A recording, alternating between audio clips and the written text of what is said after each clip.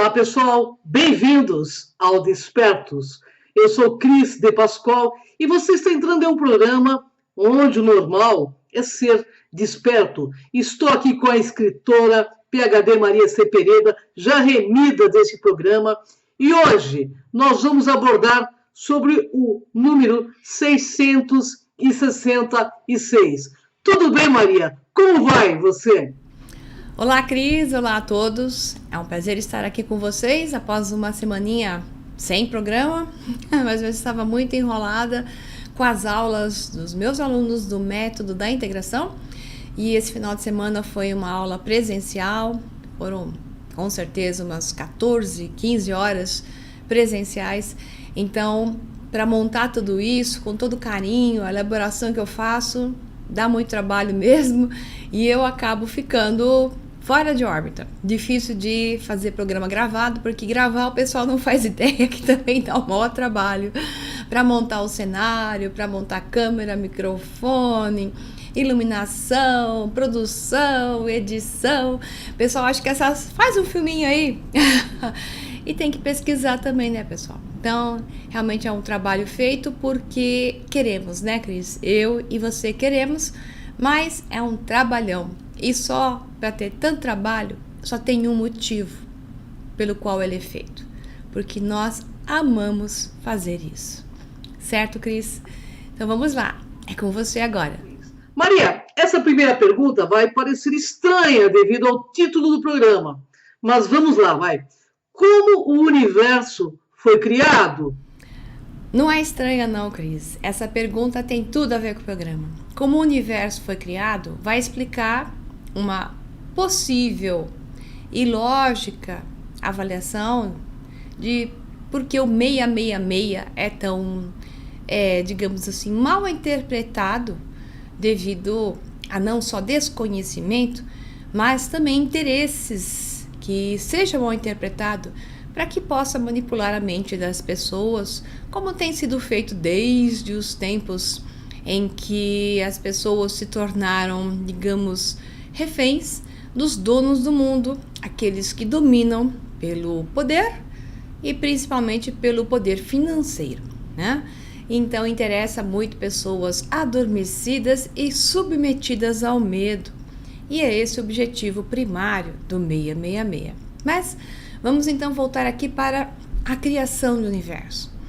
Como diz hoje a física unificada, e eu expliquei perfeitamente no evento Sinergia Quântica, que foi um dia inteiro, com explicações dentro da física teórica, mas chamada de física unificada, que é a física mais moderna que nós temos, onde unifica todos os pensamentos e outras áreas da ciência, fazendo com que a lógica e o maior esclarecimento entrem em ação, avaliando até o que eram as escritas místicas, esotéricas de civilizações antigas que nos deram a informação e que se perdeu no tempo, que conheciam, digamos, a origem das coisas e que se perdeu no tempo devido a essas civilizações acabarem desaparecendo e a informação com o seu conhecimento na totalidade acaba se perdendo.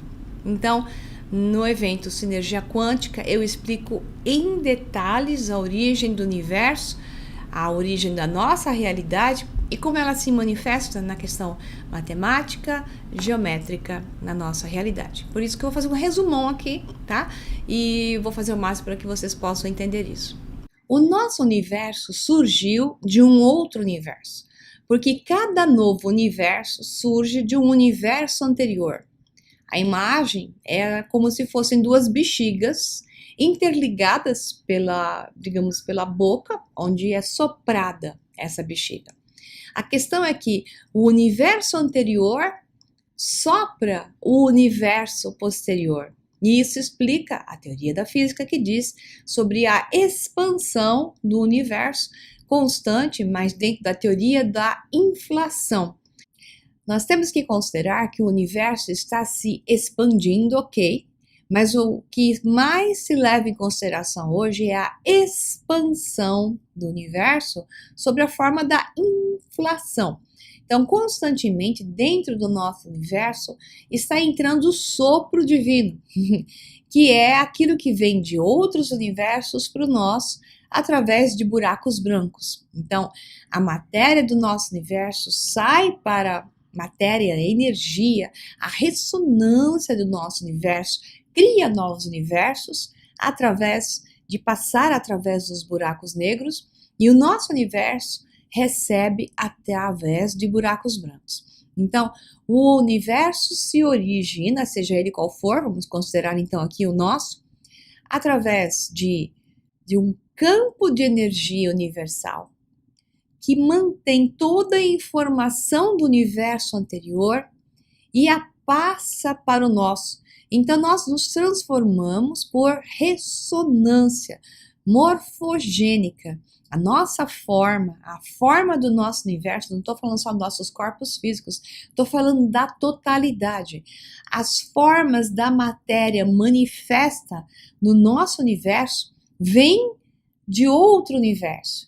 E essa informação vem da energia que passa para o nosso através dessa bexiga soprada de outro universo. Quem carrega a informação e se incha numa projeção holofractal é o próton. Então, isso já está aceito dentro da física unificada. Um próton carrega toda a informação do vácuo, né? Ele carrega a informação da massa do universo. Então, ele tem a compactação da massa do universo, a informação. Então, através dele, ele se incha e tem toda a informação do universo anterior. Então, é incrível que a imagem e semelhança do universo anterior, o nosso se forma, inclusive os nossos corpinhos, por ressonância morfogênica. Então, o que envolve essa formação, então, é energia, que através dos seus vetores de equilíbrio, são flechas que vão criar formas ainda não na fisicalidade, tá? Então, a energia sempre espiralando na forma de vórtices, no ponto onde a matéria vai ser criada, se formam os vórtices de energia. Nesses vórtices de energia, entenda como toros energéticas, ou espirais, que é uma parte da torus que você não vê, digamos assim, mas a espiral envolve o processo da torus divina. Então, esse processo de energia que entra e sai através de um buraco negro é um processo da torus universal, que é esse mecanismo que vocês estão enxergando aí, energeticamente falando, que vai manifestar a matéria através dos seus vetores de equilíbrio. Todos esses vetores de equilíbrio e a formação da torus, tanto na sua espiral à direita como na sua espiral à esquerda, porque a torus se forma bipolar, digamos assim, segue uma matemática que o matemático, né? Mark Rodin, ou Rodin, como queira pronunciar, o certo seria Rodin, mas vou falar então Mark Rodin, só para você entender como é que se escreve, tá aí a imagem dele, criou. Então, essa matemática é que vai explicar uma parte do que eu vou dizer a vocês aí, já, quando vierem outras perguntas a Cris. Então, o universo se forma através do material que vem de um universo para o outro. Então, uma bexiga ligada na outra bexiga. Essa bexiga que se forma do lado direito, digamos assim, ela é formada através do próton que carrega a informação, como um rádio carrega a informação que recebe de um outro emissor, de uma radioemissora. O rádio, o aparelho, recebe a emissão. A televisão, o aparelho, recebe a emissão que é enviada pelo canal que está enviando a informação. Então, todos os canais de televisão mandam suas informações para um receptor, que é a televisão, exemplo, né? E ela projeta aquela imagem. Então, o próton é exatamente o aparelho de televisão que eu estou mencionando aqui. Então, para que ele possa projetar essa imagem, ele se incha, ok? Estou explicando tudo de novo. E repete por imagem e semelhança num projeto que se chama Matemática Holofractal, Geometria Holofractal, começa a manifestar os vetores de equilíbrio e esses vetores de energia serão depois manifestados na fisicalidade como matéria em si. Então, expliquei direitinho. Agora, próxima pergunta, e depois quando vocês juntarem todas as perguntas, vocês vão entender por que eu tô falando isso. Vamos lá. Cris, é com você. Qual a importância do número 6 para a vida? Como a conhecemos? Número 6. Pois é, o número 6 tem uma importância enorme e digamos que tem desde a esotérica até a matemática como um todo. Então, vamos começar pela esotérica. O número 6 é ligado à frequência do amor. Então, cada número não expressa só uma unidade matemática. Cada número expressa uma frequência básica. Então, a frequência do número 6 é a frequência da agregação, a frequência do amor, que é, na verdade, uma inversão do 9, que é o fim. Então, o fim significa desagregação. O 9 não é só o fim, mas sob este ponto de vista, vou falar assim parcialmente, que o 9 é o fim, porque inicia no 1, termina no 9, ok? E o 6 está um 9 invertido. Então, o 6 é a agregação, portanto, a energia do amor, que é a energia eletromagnética da coesão, aquela que é utilizada para que se manifeste, que se faça na fisicalidade a intenção do padrão energético que gerará uma forma. Olha só o que é o 6 entre tantas coisas. Os números 3, 6 e 9 são números fundamentais nessa matemática que se forma o universo, porque qualquer ângulo que você some nos sólidos platônicos ou sólidos geométricos, você vai sempre estar caindo na derivação em 3, 6 e 9, como dizia Nikola Tesla. Basta você conhecer o 3, 6 e 9, que você vai conhecer os segredos do universo. Ao mesmo tempo, o 6 está ligado ao carbono. De uma forma geral, podemos dizer que o carbono tem 6 prótons, 6 nêutrons, 6 elétrons, 666.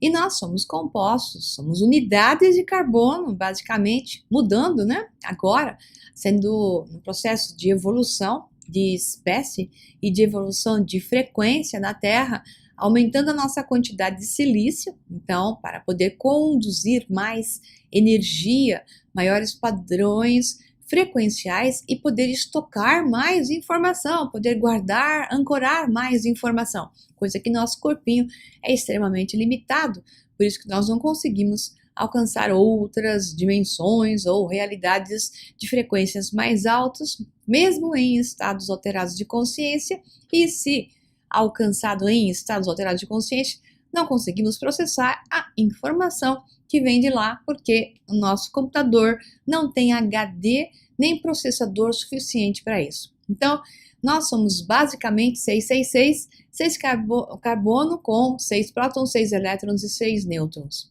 Então, essa é uma explicação dentro do mundo da química para o 666. Agora, dentro da geometria universal, da Vortex Mathematics, como se fala, né? Matemática de vórtices, nós temos novamente o Marc Rodin, como queira chamar, e ele tem toda uma matemática onde ele calcula o seguinte: a torus tem 7 níveis, 7 camadas. A matemática que se liga a torus é uma matemática de multiplicação, adição e subtração. Então, nesse processo todo, você entra na matemática, que eu não vou ficar explicando isso aqui para vocês, mas quem quiser tem vídeos de matemáticos explicando o que se chama de Vortex Mathematics, né? Matemática de vórtices, até tem vídeo em espanhol, que até coincidentemente uma aluna hoje do Método da Integração me perguntou o assunto e ela achou esse vídeo, porque eu falei do Marc Rodin para ela, e coincidentemente ela achou esse vídeo que eu ia citar. aqui para vocês no vídeo, foi muito interessante, sincronicidades. Então, num desses vídeos existe um matemático que explica claramente que nesses processos de multiplicação, em cada um dos níveis da torus, cada uma dessas camadas, você, nesse processo, vai encontrar a matemática da multiplicação, encontrando camadas desde 1, 1, 1, 2, 2, 2, 3, 3, 3, então são 333. Os níveis da torus se multiplicam dessa forma, então existe essa matemática. E o que a gente fala quando você começa a visualizar números? Pessoas falam assim, eu tô vendo 33, ou eu tô vendo 333 para tudo que é lado. Ah, eu tô vendo 777 para tudo que é lado. O que está acontecendo com você é que porque você está conectado no seu campo vibracional, você entrou no vórtice, como costuma dizer Esther Hicks, que é muito simpática, ela diz, entre no vórtice, para dizer que você está alinhado com o seu eu superior, na corrente certa, vibrando adequadamente. Então, quando você está alinhado, você está no centro do vórtice, você está do vórtice, que é em português, vortex, que é em inglês, que você está, então, neutro no centro e ligado com o alinhamento entre mente superior, mente inferior e o seu coração. É nesse momento que as sincronicidades acontecem. E é nesse momento que você está na Matrix. Você vê o tecido da Matrix, você vê a matemática da Matrix. E esses números aparecem porque eles fazem parte exatamente do tecido que configura a Matrix, que configura essa matemática dessa projeção, desse projeto incrível produzido através de uma ressonância e intenção da mente superior para experienciar uma fração dela mesma separada, como se fosse separada, para que possa perceber mais e mais de si mesma. Maria, existe uma explicação diretamente matemática para este conceito? Tem uma outra forma muito interessante para nós avaliarmos aqui. Então, me acompanhem, que eu vou ter que projetar um pouquinho aqui para vocês, imagens, para vocês poderem entender melhor. Na geometria cósmica, temos a perfeição geométrica, que se chama, então, de número de ouro, golden ratio, fração áurea, como queira chamar, que é o Φ, PHI, P maiúsculo, HI minúsculo, que é 1,61803 e por aí adiante. Então, esse é o número mais resumido. Esse número ele foi amplamente empregado por grandes pintores, como Leonardo da Vinci, arquitetos e construtores ao longo da história do homem, pelos egípcios que construíram as pirâmides e tudo que eles faziam, desde as suas esculturas até os seus objetos sagrados ou tecnológicos, seguindo a fração áurea, que tem a ver até com a ressonância com o som. A tecnologia do som se serve da fração áurea com perfeição para gerar ressonância e por aí vai. Então, matematicamente, nós podemos dizer que o universo tende a estar em coerência e tende a estar, quando coeso, equilibrado, para o padrão da fração áurea. É por isso que nós consideramos que ela é o número da beleza. Só que a fração áurea, ela é composta por duas metades. A metade positiva, a metade negativa. Pois é. Vamos analisar isso aqui, eu vou então contar uma parte para vocês. Então, matematicamente, podemos avaliar o número 1,61803 como sendo um número onde as duas polaridades estão presentes, como eu falei, o que lhe confere a completeza da criação das formas. Portanto, vamos fazer uma matemática aqui. Dividindo-se ao meio, teríamos polaridade positiva e negativa, menos 0,80, 90, 15, que é a metade com polaridade negativa, e mais polaridade positiva, 0,80, 90, 15. É só dividir o número de ouro em 2 e dei uma polaridade positiva e uma negativa. Considerando-se o número 666 como representante desta polaridade negativa, matematicamente vamos aplicar aquilo que se chama de cálculo de seno seno de 666, que é igual, olha só, a menos 80, 90, 16, 994. Onde nós chegamos, pessoal? Nós chegamos à metade da fração áurea, que é o seno de 666. Portanto, seno de 666 vezes 2, para tirar a negatividade dele, eu coloco 2 negativo, igual a 1,61803. Ou seja, o 666 é a expressão dentro da gemátria, digamos até hebraica, que é a numerologia hebraica, é a expressão da matemática da polaridade negativa dentro da completeza. Mas o completo é como o yin e yang, tem polaridade positiva e negativa. Portanto, o número de ouro, a fração áurea, o número da beleza, da forma perfeita, contém a polaridade negativa, que nada mais é do que em gematria, que é o som correto, que é a numerologia antiga, que depois os hebreus carregaram para eles, os judeus continuaram praticando no seu alfabeto numerológico, né? Se dá ao 666. Pois, então, 666 é a polaridade invertida daquilo que representa a nossa realidade. A nossa realidade não existe sem a polaridade negativa.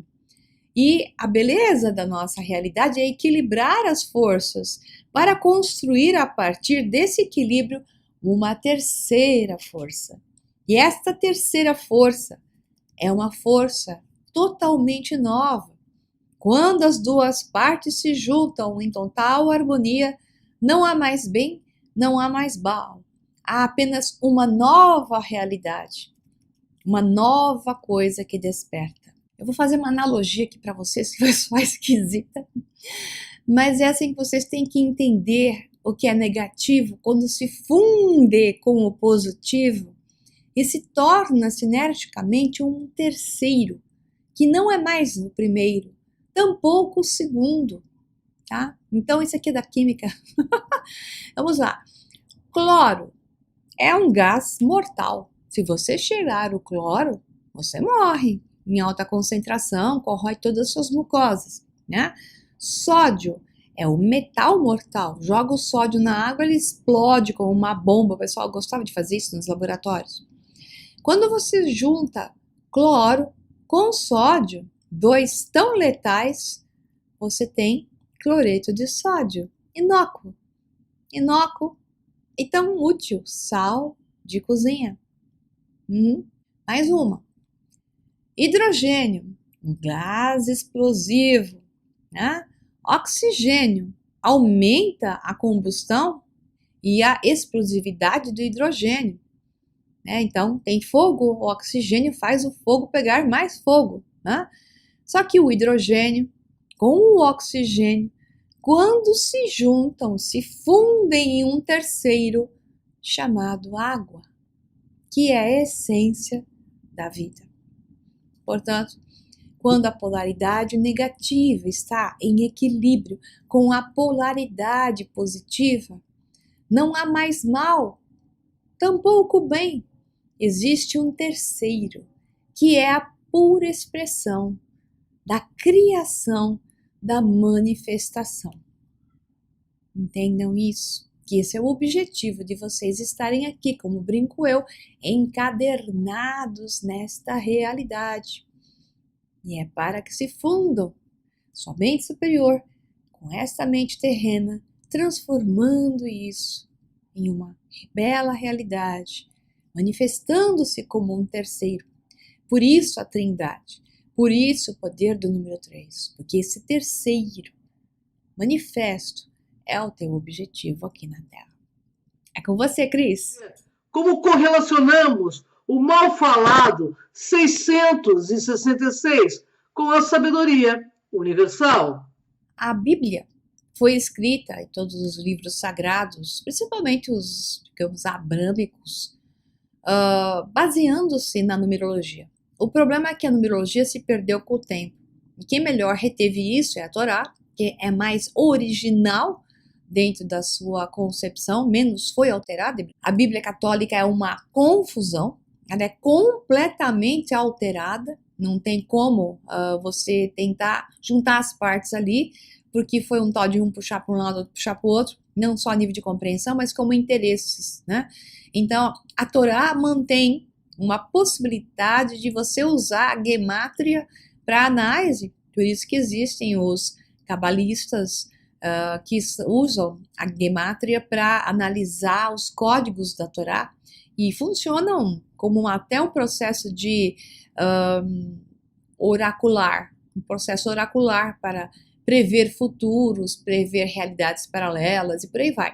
Já que nós sabemos que o oráculo funciona para o momento presente. No segundo seguinte, já é outro nível de probabilidade, mas esse é um assunto que a gente pode até falar em um outro programa, mas dizendo que era dessa forma que os antigos escreviam suas escrituras. Então, eles davam a um nome um número.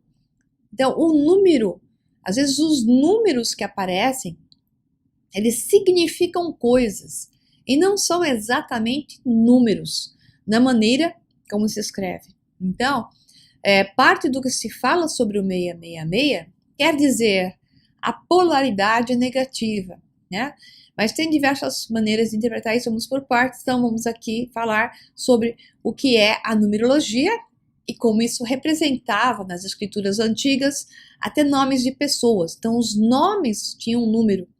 O número era o significado e não o nome em si. Então, representava a pessoa pelas suas qualidades, atributos ou até funções, ok? Então, vamos lá para Pitágoras. Para Pitágoras, tudo era número, né? E Heinrich Hertz dizia: ninguém pode deixar de notar que as fórmulas matemáticas têm uma existência e inteligência independente, que atua por si só e que são mais sábias do que nós. Então, eu só queria dizer uma coisa mais da nossa era, mas essa frase não podia ficar perdida, né? Então, vamos voltar ao início dos tempos. No início dos tempos, matemática e numerologia eram praticamente indistintas. Tamanha era a fusão entre elas. O poder dos números e o poder daqueles que entenderam a seu respeito, acima de seus contemporâneos, levava a um certo nível de magia. Numerologia é considerada como uma ideia fundamental onde números, matemática, símbolos, quantidades, mensurações e análises estatísticas podem prover poderes especiais adicionais àqueles no nível mais básico e imediato observado. Dentro de sua caixa matemática, os números e símbolos são possíveis de representar poderes, muito além da imaginação e dos meros cálculos. A numerologia sugere que certos dígitos podem afetar o universo, que os representem e influenciar o comportamento humano, sucesso e fracasso. Para os numerólogos, números e símbolos são como as palavras de liturgias mágicas e os movimentos e rituais de magia, encantamentos e caminhos paranormais. Era assim para os antigos, pessoal. Tá? Então, eles construíam mitos, contos em dois parâmetros: astroteológicos, usavam os astros para a parte teológica, e numerológica também. Usavam a numerologia, que para os judeus então se chamava gemátria, e a astroteologia, que era a criação de acordo com a cosmogonia astrológica, digamos assim, tá? Eles também, os números para eles, têm o poder de prever potencialidades de ocorrência. E como eu falei, então eles usavam como um oráculo, a nível oracular. Aí vale a pena falar sobre a diferença entre gemátria e numerologia, já que elas se cruzam, porque o número representa algo, né? Mas tem uma diferençazinha aí, então vamos lá. Então eu vou comparar agora a gemátria dos hebreus, judeus, depois, que originalmente essa numerologia era caldeia, então da antiga Mesopotâmia, ali Iraque, já que a Mesopotâmia era mais para cima, a caldeia era mais para baixo, mas na região do Iraque, quando os judeus saíram do cativeiro, ali imposto por Nabucodonosor, migraram de volta para digamos, a Palestina e outras terras, o que aconteceu é que eles levaram esse conhecimento e o incorporaram à sua própria língua, parecendo que era deles, mas não, era caldeu. De qualquer forma, eles hoje são os que preservaram isso e o aplicam dentro daquilo que se fala na sua cabala, tá? Então, nós vamos comparar isso com a numerologia pitagórica. Então, a cabala se divide em várias disciplinas e técnicas.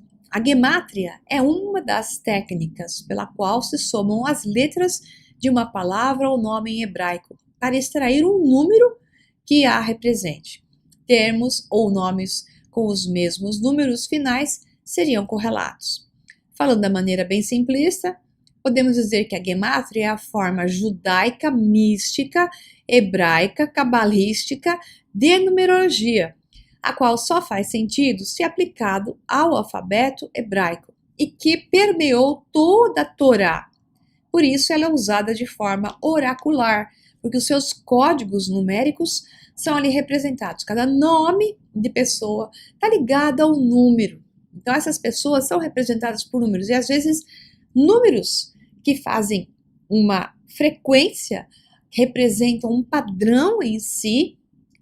São dados nomes em função do padrão em si, tipo Salvador, tipo aquele que veio para salvar, essas coisas assim. Então, isso tem um número na gematria hebraica, desculpe o termo, acho que é gematria. O interessante é que, para os antigos, isso era sagrado, né? Era uma numerologia sagrada. E se você vê no Apocalipse, que é um livro que surgiu posteriormente, dito, referenciado como sendo de João, né? Que era o livro da revelação, então Apocalipse 13, 18. Interessante que 13 é um número sagrado. Foi colocado propositalmente. E 13 é e sempre foi um número sagrado para os povos pagãos. Então, ao dar 13, novamente salienta a influência da Igreja Católica, invertendo as informações e apoderando-se daquilo que não lhes pertence, invertendo o seu significado. Então, 13 é o número da deusa, 13 é o número da criação. Então, você vê, 12 apóstolos, Jesus era o 13º. Essa história do Apocalipse veio muito depois. Então, é um livro de uma confusão monstruosa, literalmente, de alguém que viu coisas ou inventou coisas e vivia no medo. Então, quem escreveu isso estava apoderado pelo medo, pelo terror e colocou ali uma visão típica de ayahuasca, a versão negativa. Então, para mim, não é relevante. Eu posso dizer até a seguinte frase: não me interessa, porque tratar com esse tipo de escritura é querer ficar realmente dominado por padrões negativos, inversores e desinformantes. Essa é a minha visão, ok? Então vamos lá. É com você, Cris. Maria, baseado no que você acabou de dizer, como correlacionamos o mal falado 666 com a sabedoria universal? Então, Cris, é o que eu expliquei há pouco, né, quando eu falei que, na verdade, o 666 é a polaridade presente, necessária, para a fusão com a polaridade negativa, positiva, para se tornar o terceiro, que então salta, que gera um salto quântico. E é por isso mesmo que eu digo para os meus alunos no método de integração, que não é fugindo daqui que se chega a algum lugar. Muito pelo contrário, é através daqui que se chega a um nível mais alto. Você tem que utilizar essa realidade, fundir-se com ela para dar o salto. Então não é fugindo que você vai resolver, é jogando esse jogo maravilhoso que está na sua frente, aprendendo tudo que está aqui, fazendo o seu maior, habilitando-se e capacitando-se, associando tudo, a nada segregando. É esse processo da iluminação, de acender a chama, da fusão, porque o que a chama faz é fundir. E para acender é necessária a fusão. É isso aí, Cris, com você. Bem, pessoal, tudo foi tão invertido em nosso planeta e o propósito desse programa é trazer realmente o conhecimento desinvertido de tudo que foi invertido.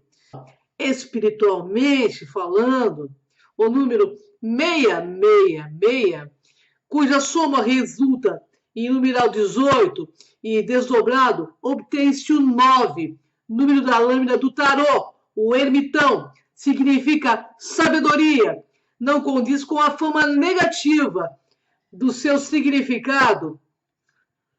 Bem, e no Kabbalah, o número 666 representa a criação e a perfeição no mundo. Pelo que eu entendi, pelo que eu pesquisei, o 666 é a busca do homem pela iluminação por meio da sabedoria, unindo mente e coração para atingir o próprio cristal interior, na busca da sua unidade suprema. Porque a soma dos 666 dá o número 9, que é número considerado sagrado. 666 significa Logos encarnado. E na tradição esotérica, 666 é também o número do Sol e tem relações curiosas, pois 62 igual a 36, o somatório de 1 a 36 é igual 666. Então, pessoal, quem tiver olhos de ver, que veja. Seja puro como uma pomba, mas astuto, feito serpente. Vários internautas estão enviando perguntas, então vou aproveitar para fazer neste programa.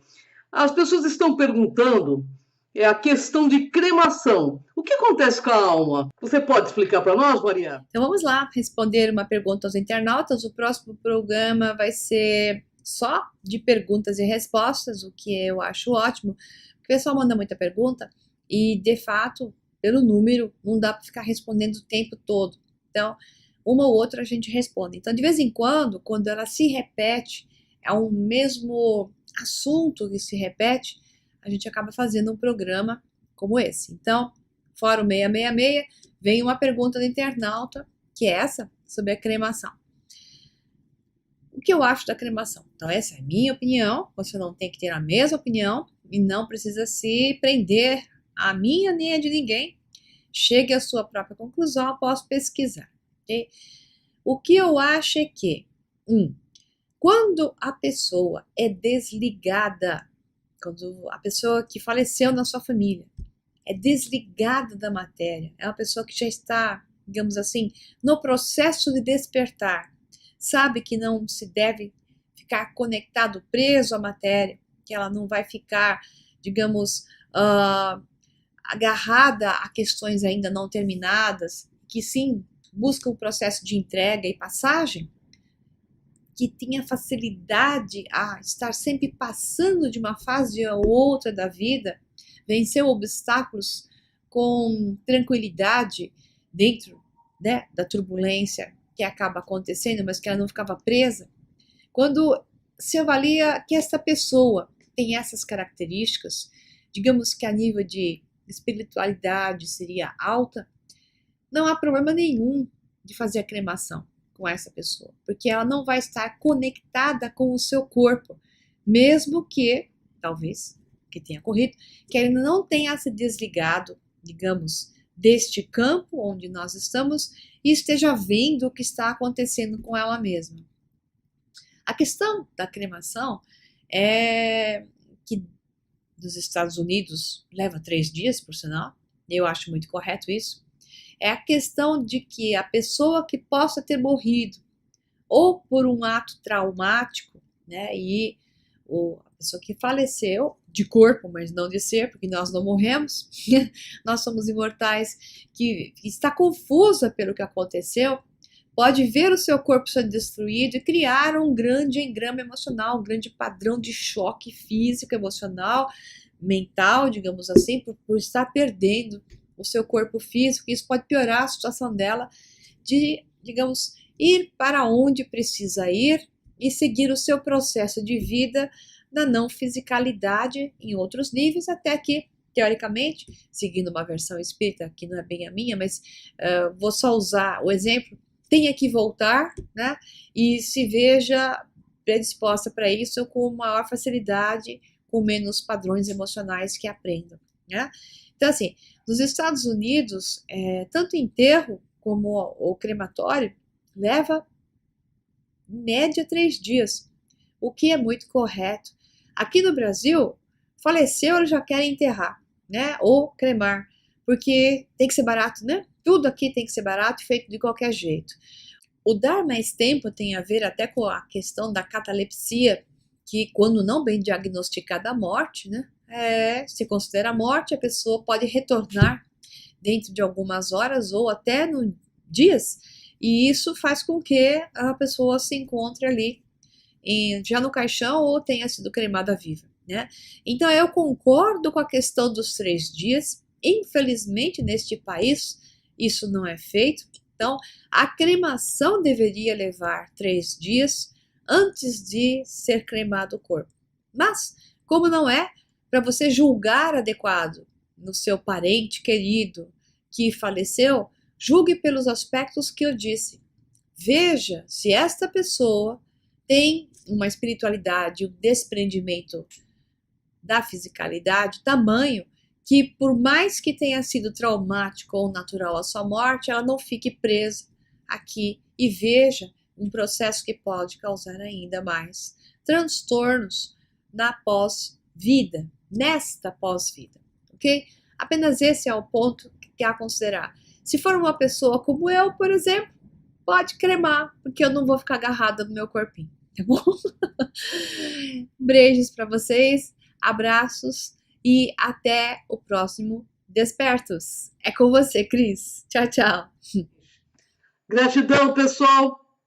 Até o próximo Desperto. Inscreva-se em nosso canal no Cron TV e no canal de Maria Peredo, Sol Negro 11. Gratidão a você, gratidão a Maria Peredo. Até o próximo Despertos.